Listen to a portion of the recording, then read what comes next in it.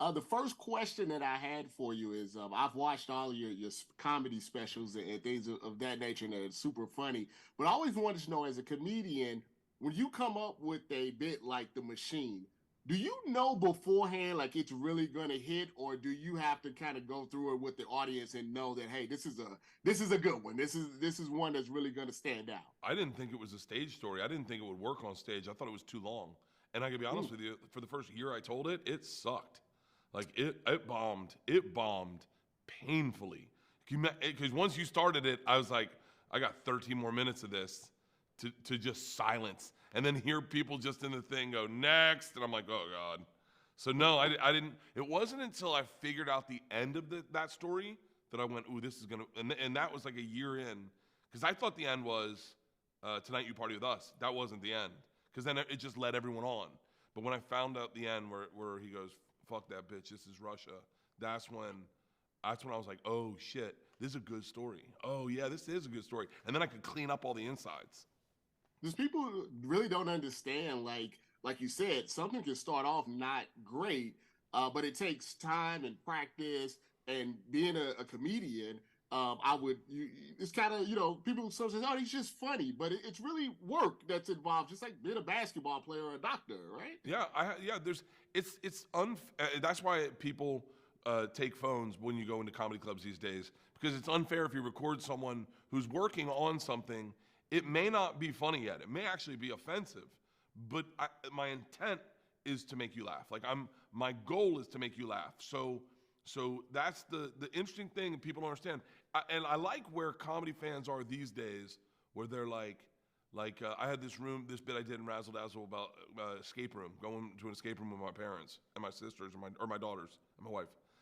And it's cool when you have fans go, I watched you try to figure out the end of that story like earlier. I love what it turned into. I love that you figured it out. Like, it's cool. Like, comedy fans kind of get it, but there's still people that don't. But the people that are coming to the shows and watching the specials and going out to see this movie, they get it. And when did you kind of realize that this could be turned into like a full, movie? We've seen Oh, this before, but like when did it hit you like, hey, I could actually turn this into something bigger? it didn't. I sold this on accident. I sold a different movie. I was in the room, and this guy Kale, who's a producer, goes, "I'll do it. I'll make a movie with you." I'd pitched him two other movies, and he goes, "Which one do you want to make?" And I went, "What do you mean?" He goes, "I'm going to make a movie. What movie do you want to make?" I said, "Well, I'd really want to make the Machine story." He goes, "Yeah, why didn't you pitch that?" I was like, "I don't know." I was like, "Because maybe it'll be successful, and I'll get kidnapped by the Russian mafia." And he looks at me and he goes, "Sold.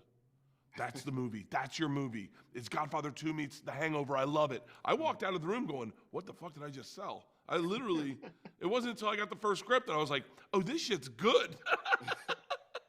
How in the world did you get Mark Hamill to get in this with you? When I saw that and I saw the movie, I'm like, wow, when Mark Hamill comes out to do something, it's like, okay, this is good stuff. This is, Yeah. and he's so talented that people know the Star Wars, but he does so much different stuff. And when he does different stuff, I think people really see what a talented actor he is. Well, I think the word on the street was he had done a role in Where We Are in the Shadows, I think is the name of this. It's a show with vampires, and he murdered.